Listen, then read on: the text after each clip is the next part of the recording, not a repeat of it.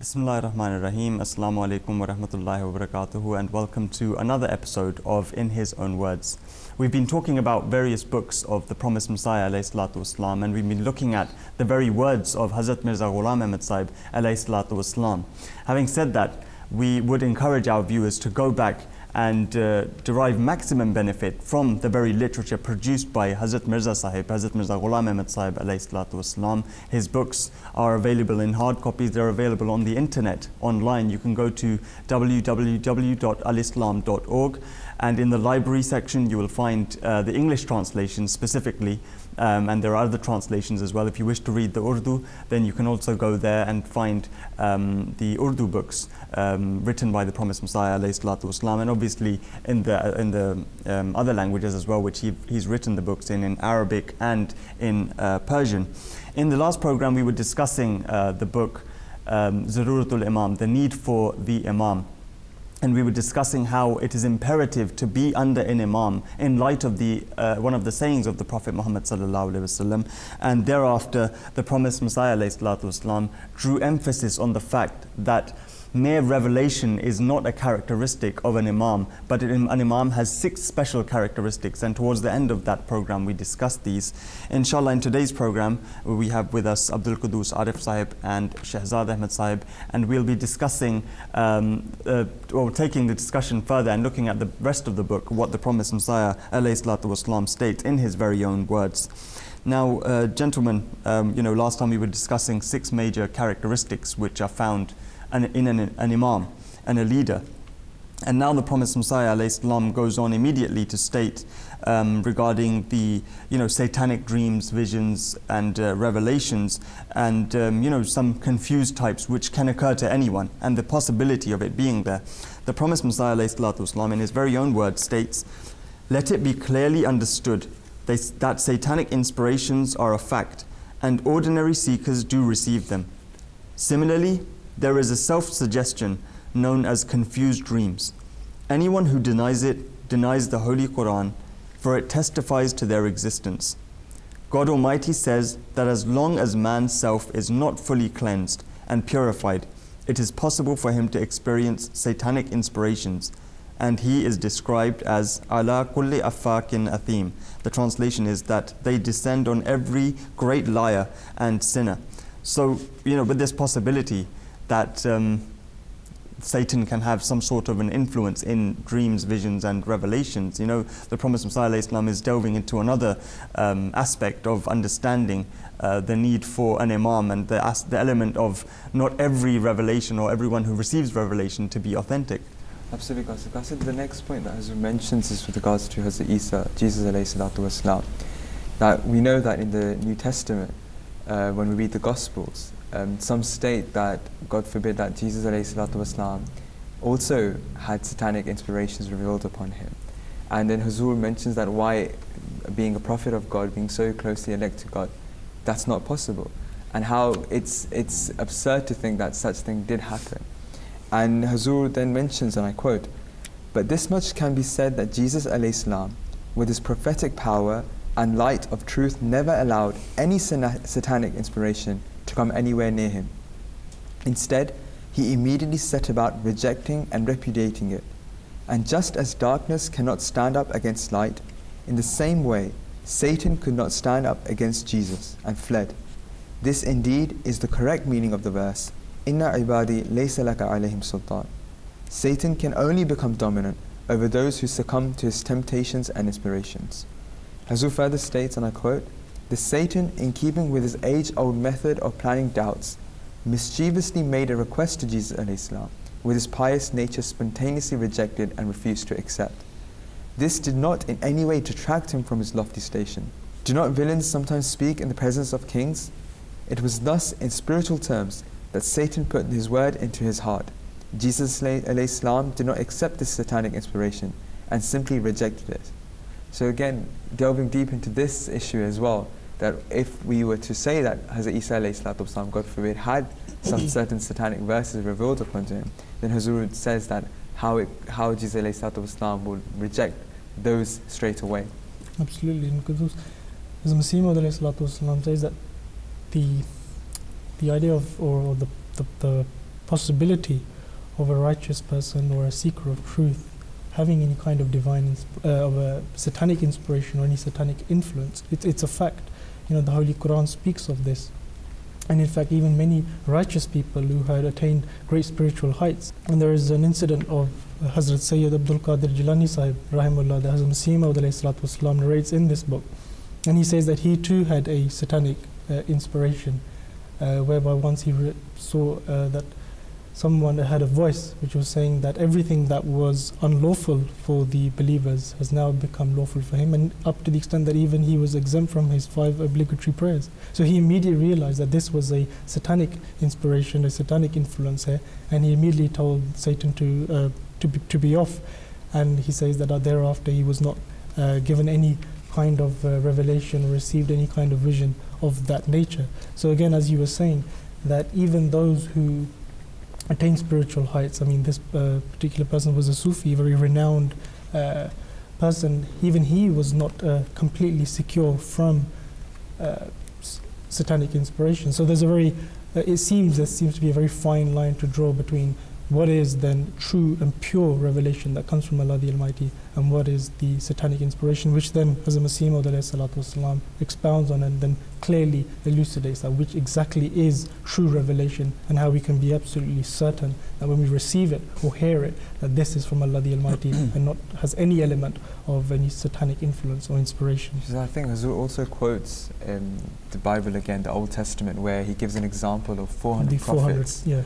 And how these 400 prophets so-called prophesied that within a battle that who's going to be victorious, that there's going to be a king and he's going to be victorious in such and such way. But that prophecy wasn't something, it wasn't divine at all, but it was satanically inspired. And there were 400 people. And there was 400 prophets that made the same very thing. And then Hazur says that, but one of them, one prophet who received a revelation from Gabriel, meaning that Gabriel was the intermediary between Allah and that prophet. He told that prophet that no, that person will lose in such a way, and described it in detail, and that prophecy came true because it was a true revelation. Yeah. So again, this is mentioned in the Old Testament that yes, some prophets may have received satanic inspirations, but they compare to the ones that are received by God Almighty, they're false and these are correct. Absolutely, and just picking up on that, you were mentioning that a natural question does arise of Absolutely. How can you ascertain whether a revelation is true or not if you've got the element of Satan having easy access to sort of manipulating any sort of a revelation and getting an influence in it. And the Promised Messiah, regarding this very question, with the natural question that does arise, he states that now when satanic inspirations are so frequent, one will naturally doubt the credibility of all revelations. No revelation would seem to be reliable in view of the possibility that it might be of satanic origin. More so when the same thing happened to a great prophet like Jesus alayhi salam. This seriously undermines the credibility of the recipients of revelations. Is revelation then a kind of ordeal? And so now, the Promised Messiah ﷺ goes on to answer this very question. He states that, is revelation then a kind of ordeal? The answer to this question is that this is no occasion to lose heart, for it is the divine law that in this world, everything valuable and precious is accompanied by adulterations. Look, there are pearls that are recovered from rivers, and then there are cheap pearls which people make artificially and sell. Now the trade of genuine pearls cannot be stopped just because there are imitation pearls also. For the jewelers whom God Almighty has endowed with insight recognize at a single glance the genuine pearl from a fake one. Hence the jeweler of the pearls of revelation is the Imam of the age. By keeping his company, a person can readily distinguish between the real and the artificial. So the Prophet, the Promised Messiah ﷺ, in essence is saying that Allah the Exalted is similar to that jeweler, and the various the revelations and visions and dreams that we see, they're like pearls, and he is the only one, or the Imam which he appoints is like the jeweler who can actually ascertain which revelation is true or false, and gaining companionship in that. We were mentioning earlier in another book that the Promised Messiah stated that companionship is key, and to keep company with the pious is key. So this is, one of those, this is the solution to ascertaining which revelation is correct and which isn't. Absolutely, and Qaasid further on to the Masih Maud then talks about these 10 signs that accompany what true revelation is. As we were just mentioning before, that there's a fine line to draw, that what is from Allah the Almighty and what has any satanic influence in it. And as Masih Maud ﷺ, the first sign that he states is that with regards to true revelation, pure revelation that comes from Allah the Almighty, he says that it is experienced in a state when the fire of anguish melts a man's heart and it flows towards God Almighty like limpid water.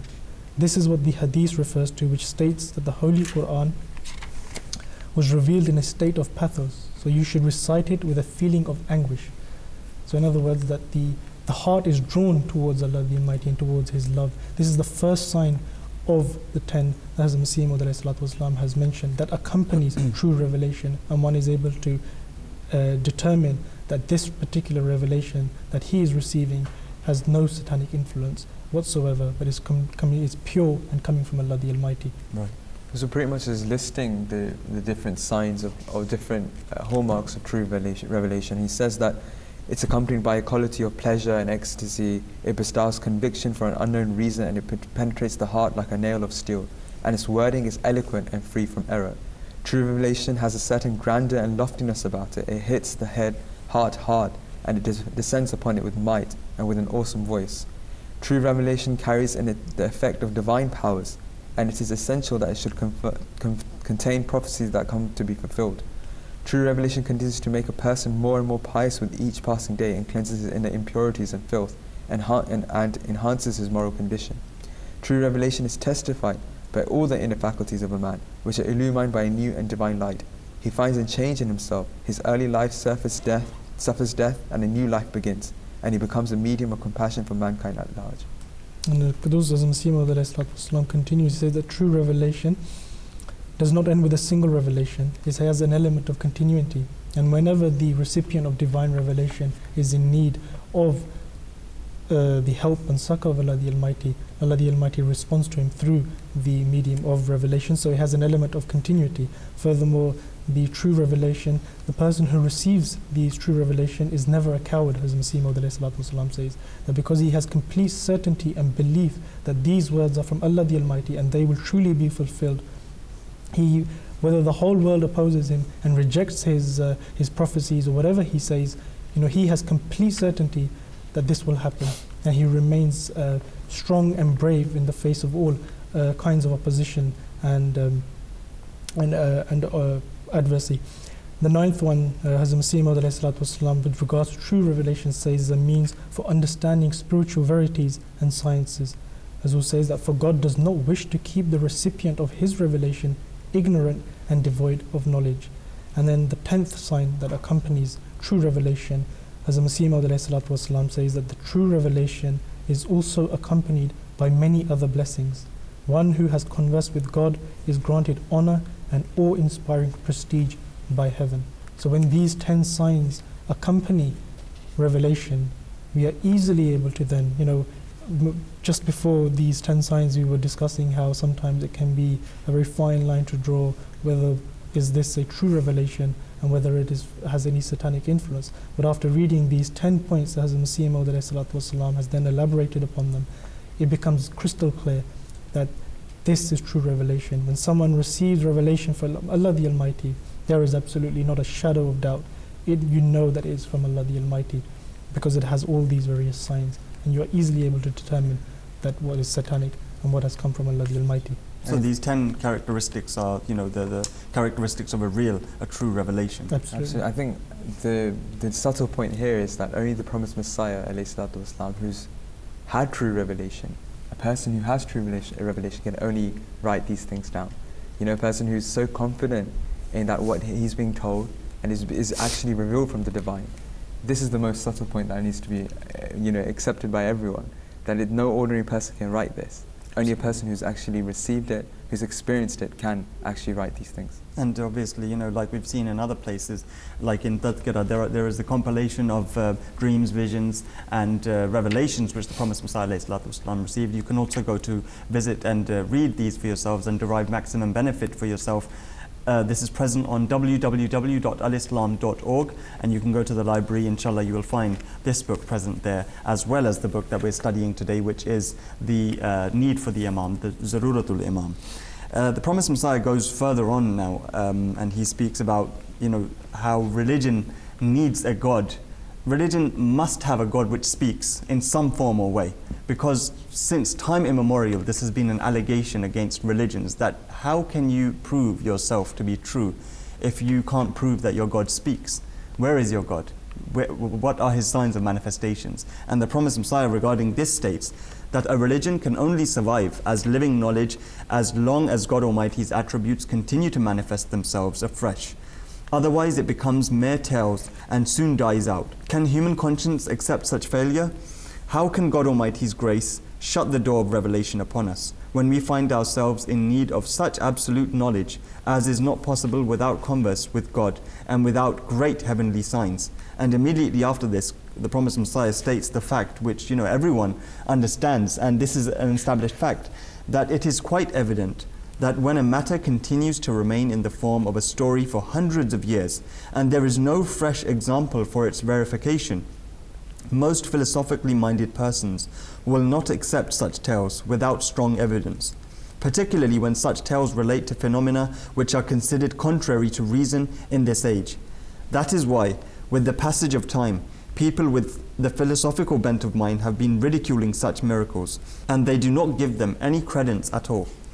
In this they are quite justified, because they feel in their heart of hearts that if God is unchanged and his attributes are unchanged, and our need is also the same as before, and every soul is crying out for the spiritual enlightenment, then why should revelation have ceased? Millions of Hindus have turned atheists, for the pundits have repeatedly taught them that revelation has been at an end for millions of years. So, it's quite, a mouthful to take in, but obviously the Promised Messiah, is mentioning his heartfelt desire that man should come towards the real God, because it's an established fact. And he said that the philosophers, they're quite right in their asserting of allegations that, they say that, well, prove a God that can speak, and we can't prove a God that can speak. Whereas the Promised Messiah ﷺ is inviting everyone and saying that I can prove that God speaks. God speaks to me as he did before, as he did to Noah, as he did to Moses, as he did to Abraham, peace be upon them all. And it's a heartfelt desire that everyone, whenever they read it, I'm sure they can understand that the Promised Messiah is pushing man towards realizing that there is a God which speaks today. Absolutely, because I think this is a very powerful argument that Hazrat Masih Maud presents in this book, that the sign of a true and living religion is that Allah the Almighty speaks to the Imam, who is the leader of that community and claims to be the leader of that religion. Now Hazrat Masih Maud then further goes on to say that who is an Imam? Which people fit into that category, because it's a very broad term. Hazrat Masih Maud says that let it be remembered that the term Imam of the age comprises all prophets, messengers, muhaddiseen and mujaddideen. But those who are not appointed by God to educate and guide God's creatures, nor have they been vouchsafed such excellences, regardless of their being saints or seers, cannot be called the Imams of the age. He goes on to say that finally we come to the question, who is the Imam in the present age, whom all Muslims, all righteous people, and all those who experience true dreams or revelations must follow? I hereby proclaim without any hesitation that by the grace and bounty of God, I am the Imam of the age. And as Masih Maud then says that he has brought together in my person all these signs and conditions and sent me at the turn of this century, of which 15 years have already passed. Absolutely. And then, just following on from that, from this announcement that the Promised Messiah ﷺ is making, he talks about how the Islamic teachings have been, riddled with, and certain Islamic teachings have deviated from the actual, track that they should have been on. And referring to these, the Promised Messiah ﷺ says that all these such, deviations from the correct path require a hakam, and a hakam literally means an arbitrator or a judge. And the Prophet Muhammad ﷺ, in another place, he's mentioned in a hadith which, suggests that a hakam will come and should come. And then the Promised Messiah ﷺ, in his own words, if I put it, he states regarding, the story of Jesus and how he arbitrates, and puts an end to all sort of misconceptions. He states, I declare that the stand taken by Imam Malik, Ibn Hazm and Mu'tazilites with regard to the death of the Messiah ﷺ, i.e. Jesus ﷺ, peace be upon him, is correct, and I believe the rest of the Ahl Sunnah to be in the wrong. Therefore, in my capacity as Hakam, I hereby give the verdict that the Ahl Sunnah are right only as far as the basic concept of Jesus' descent is concerned. For he was bound to descend, albeit in the spiritual sense. Where they have erred is in the matter of descent, for it was to be figurative, not literal. On the question of the death of Jesus, the Mu'tazilites, Imam Malik, Ibn Hazm and others who hold similar views are in the right, for according to the clear authority of the blessed verse, فَلَمَّا تَوَفَّيْتَنِي, which literally means that, but since thou didst cause me to die, and from this, we prove that Jesus ﷺ did pass away and did not rise up to the heavens. He says that for according to the clear authority of the blessed verse, فَلَمَّا تَوَفَّيْتَنِي, the Messiah must have died before the Christians had gone astray. This is my verdict as the Hakam. He who does not accept it does not accept him who has sent me as the Hakam.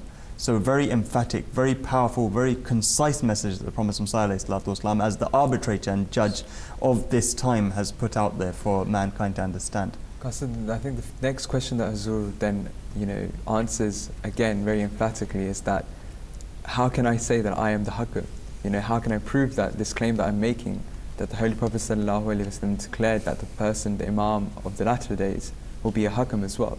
So how can he prove to himself to be that person? So he gives four signs that God has bestowed upon him, which make him stand out from the crowd.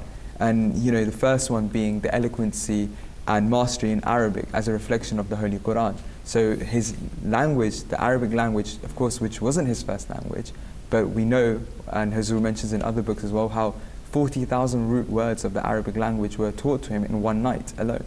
So he challenges everyone on that come and have a debate with me, a written contest. Who can surpass me in the Arabic language? And of course, no one took up that challenge. The second sign that he talks about is expressing the truths of the Holy Quran by writing tafsir, by expounding on the verses of the Holy Quran. And again, he challenges people of the contemporary people to come and take up arms, come and take up the pen, and see if they can contest with him in this way or not. The third one being the acceptance of prayers, which is a key sign again. And he says, the Prophet ﷺ says that 30,000 prayers of his have been accepted. And he goes that I have proof that these have been accepted, whether they be prayers for Muslims, non-Muslims, any religion that someone may follow. And the last sign that Hazur mentioned is the knowledge of the unseen. Being given that knowledge by God Almighty, prophecies, revelations, things to do with the past, things to do with the future, things to do with the present of the time. And we see that how different prophecies of the Holy Promised Messiah ﷺ were fulfilled during his lifetime and are being fulfilled to this very day. Absolutely. In fact, Qudus, in reference to that fourth point that you've just mentioned, as Masih Maud ﷺ says that no one can challenge that Imam or that Prophet with regards to those revelations and those visions and dreams. And in fact, then as Masih Maud ﷺ goes on to say that from among his companions there was someone who received who experienced a vision, and initially as Masih Maud ﷺ was very pleased that someone from among his companions has become a recipient of divine communion. As we were mentioning before, that this is all attributed to the bounties of accepting an Imam. It's a reflection of his blessings. But when he told about the content of what was in that vision, he said that the promised Messiah, ﷺ, God forbid, was taking bath at this person, at this companion's hand. So as Masih Maud ﷺ, then the whole purpose of this book, writing this book, was in a way to respond to this person as well, and to speak about the true purpose or the characteristics or the hallmarks of an Imam, and also the signs to distinguish true revelation. So as Masih Maud then also speaks about the significance and the purpose of Ba'ath here as well, to remind that person that what is the purpose of Ba'ath, and a reminder for us all. And as Masih Maud ﷺ states that the term Ba'ath is derived from bay', which means a transaction carried out by mutual agreement, in which something is bartered for another. And the Masih Maud then goes on to say that one of the conditions or a prerequisite for one who does bai'at is that one who enters into it sells his being with all its wherewithal at the hands of a spiritual guide, in order to acquire in exchange the knowledge of spiritual verities and perfect blessings which lead to divine knowledge, salvation and favor of the Almighty. As Masih Maud then states that this shows that repentance is not the sole object of bai'at, for a person can have recourse to it on his own. The true object of bai'at is to acquire the spiritual knowledge, blessings and signs which brings about true repentance. The real purpose of bai'at is to enslave oneself to the spiritual leader and guide, and to acquire in exchange the knowledge, spiritual insight and blessings which help to fortify the faith and sharpen the spiritual vision and establish a pure relationship with God. So this is the essence and the significance of bai'at. It is to almost enslave yourself and align yourself behind in subservience to the Imam, not to go and challenge him. So any revelation or vision that we do receive, or any communion that we do have with Allah the Almighty, it's on account or through the virtue of that Prophet, or by believing in him. So we should hold fast to that contract, that bai'at that we do, which in essence is giving over yourself to that Imam.